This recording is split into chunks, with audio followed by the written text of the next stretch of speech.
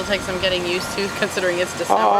No, I'm used to it, but I'm not running around like these guys are. Right. So, yeah, I mean, a year ago when I was out here, I was drenched, just trying to get used to it this time of year. But no, it turned out nice here at the end, and we had a good day. First day back from our little break in the action in pads. We treated today like Tuesday, which it is. We'll treat tomorrow like a Wednesday practice, treat Thursday like a Thursday, and then take the travel day, and then we'll do another Tuesday, another Wednesday, another Thursday. So we're kind of dress rehearsing what we'll do next week, and just see if there's any kinks and get rid of them, correct them or get rid of them. Is there any like mini scrimmage action or no, nothing like that?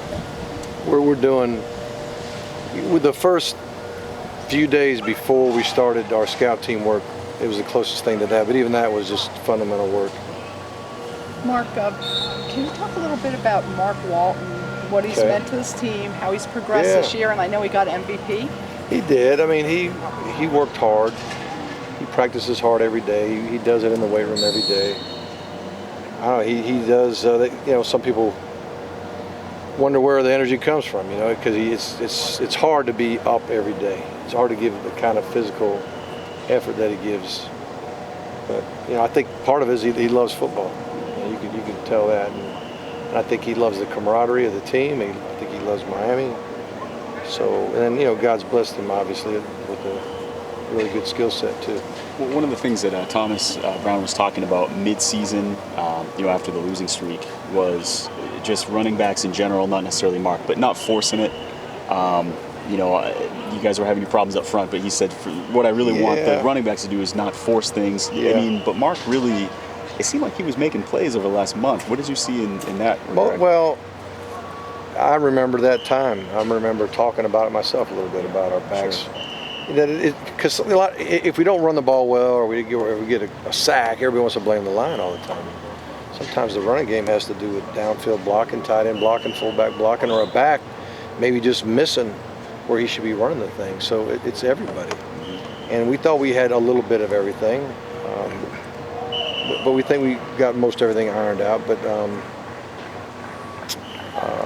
in general, I think the backs have done a really good job of being more patient and finding the creases and being where they're supposed to be, helping the lineman block the right guy. If you get off track, you force a linebacker to cut back too soon, which makes it difficult on a down lineman to come off a double team correctly.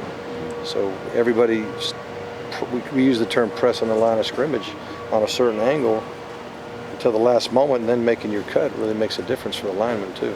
Mark, a lot is made of practice, of bowl practices, helping younger players. Yeah. Do you sense that, and are there a couple? I've been addressing this before, and really, it's like I said, we don't really have any young players that aren't playing right now. They're all playing. We don't have enough players to have these little extra scrimmages and stuff like that. It's just we don't have enough depth right now. Mark, you touched on the offensive line there a little bit. Just how much have you seen that unit grow from August to where it is now, considering that, yes, considering that a lot of those guys will be back next year? Yeah, we're getting better. I think some of it is just learning the new language that Coach Searles has and doing it the way he wants it done. And the run plays most everybody runs the same kind of plays: inside zone, outside zone, power, lead. Some people run weak lead and sprint draw. So it's just learning how to do it the way we want it done and execute well. I think they've done well. I know I probably didn't answer back into your question. Well, no, I had just one more thing on Walton. It just seemed like, for those last 4 games, he was like he'd have one big run in the fourth quarter, almost like just close it out. Mm-hmm. Is that on him? Did he just kind of say, I think it's usually happens when you stay patient with the run. It happens when you have the lead and you're trying to finish the game with the run. And we had the lead and we were trying to finish the game without having to throw the football. And you just kind of keep pounding, and after a while, guys don't tackle quite as well as they did in the first quarter and in the second quarter. All it takes is one guy to just not get him on the ground or not squeeze tight enough, and the guy blasts through. All right, Last question, Mark, what guys. do you stand on guys like McCaffrey and Fournette skipping the bowl games? I think it's sad, personally. I think football is the greatest team sport there is, and I think until the season's over, you should be with your team. I mean, really and truly, you could take out whether I want a guy to stay to help us win and all that. I mean, football's it's the greatest game, and it's the greatest game because it's a team game, and everybody's counting on each other. And I'll bet you teammates are like, oh, I understand. You know, maybe face to face, but I'll bet you when they lay their head on the pillow, they're like, why's that guy doing that? Why, you know, we're a team. Some have come out and said that. We've paid the price together. A few have come out and said that about you know, I don't know. McCaffrey, Yeah. Hey, I would do the same thing if I was in his situation. Yeah, guys may say that, but you know, I think